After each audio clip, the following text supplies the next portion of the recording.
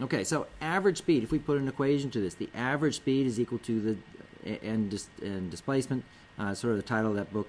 So the key equation then is V average is equal to the change in x direction divided by time. So x final minus x initial divided by your time interval. You will see that I'll start writing this. This is sort of the textbook equation. I often write this because, as just d over t, where d can be really, if it's going constant speed, you can write this. Try this. So you can write this V average is equal to the distance in whichever direction. You may want to do a little subscript. Distance in some direction over a time interval. So I'm okay with in our class referring to it as either way. It is a displacement, is a change in position over a change in time. That's what that delta means. So delta equals change. And whenever we're doing a change, it's going to be, say, x final, that's what the subscript means, final position, minus x initial. So it's, x2 minus x1, x final minus x initial. However do you want to remember that, it's always the second minus the first. And again, same with time interval. If you think stopwatch, it's just what is that time. It's important to remember that speed and velocity are only the same, only the same when distance and displacement are the same, implying straight line motion. And that's what we're going to be dealing with largely in this class, is straight line motion. And oftentimes distance and displacement are the same, but recognize that sometimes they are not. So in the scientific definition, distance and displacement are not the same. Okay, so if we go back to this problem that we were looking at before, we're going down here, except now maybe we just want to go to Washington. So if we want to start here in Pittsburgh and we want to go down here to Washington, and we're going to assume that this distance here is 50 kilometers in a southwesterly direction. We want to meet our friends there for lunch. So what time should we leave Pittsburgh in order to meet them at 12 noon?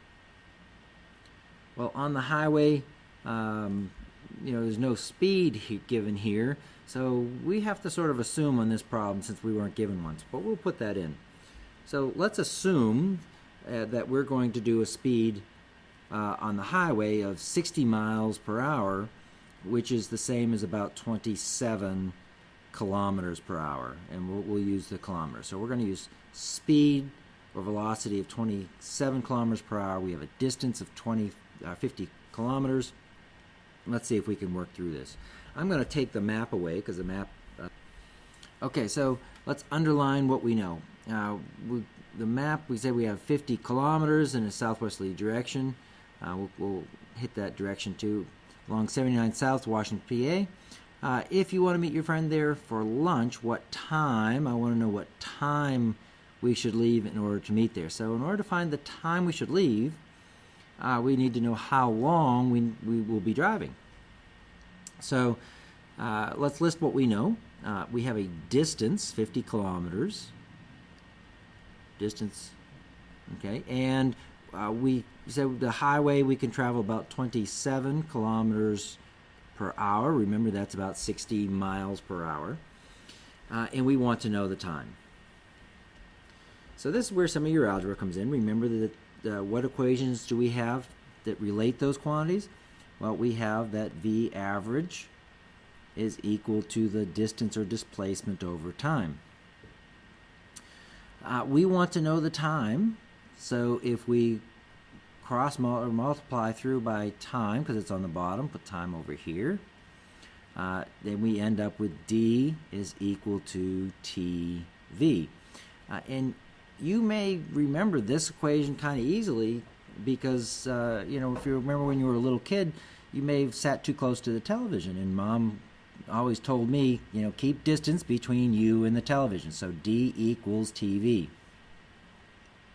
Now we can go ahead and substitute in our actually we need to solve for time.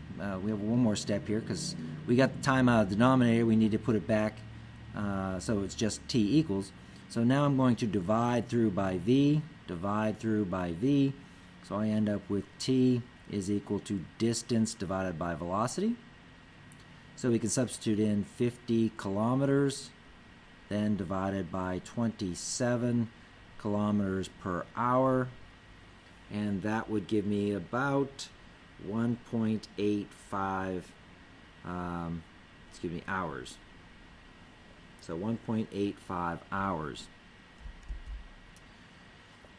Okay, we can convert that to minutes, but if you were driving, I'm okay with leaving that as your final answer. But in terms of how long it takes you to get there, so if you wanted to get there, you would then say, I need to leave Pittsburgh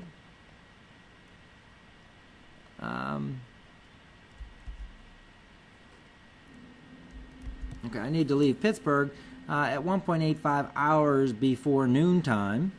So that's, let's call that about 2 hours. So you should leave really at 12 minus 2, or 10 o'clock, 10 a.m.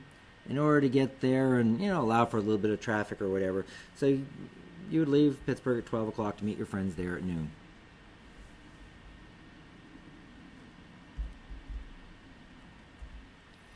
Okay, now it's your turn. Try this one.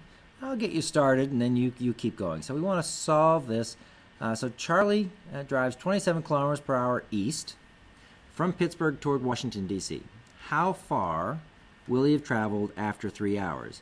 Submit your answer in kilometers and miles. So you have a little bit of conversion. I am looking for 2 answers on that. So let's underline what we know. We have 27 kilometers per hour. And he's going east. So this is a velocity. Okay. Toward Washington, D.C. How far will he travel after 3 hours? Well, 3 hours is a time. And we are looking for how far that is, what we're looking for, and that's a distance. So notice I've identified the quantity and put a variable next to it, identify another one, put a variable. So now I've got the variables and everything. Now I'm just going to pull them out so I don't have to keep digging back in to see what I've got. So V is equal to 27 kilometers per hour. T is equal to 3 hours. I'm looking for distance. That's what I want to know. And I want it in 2 units, so I'm really looking for kilometers, and I have to do a conversion to find out what I need in miles. I'm going to let you guys take it from there. Submit your answers on the form below, and we'll be working more with this in class.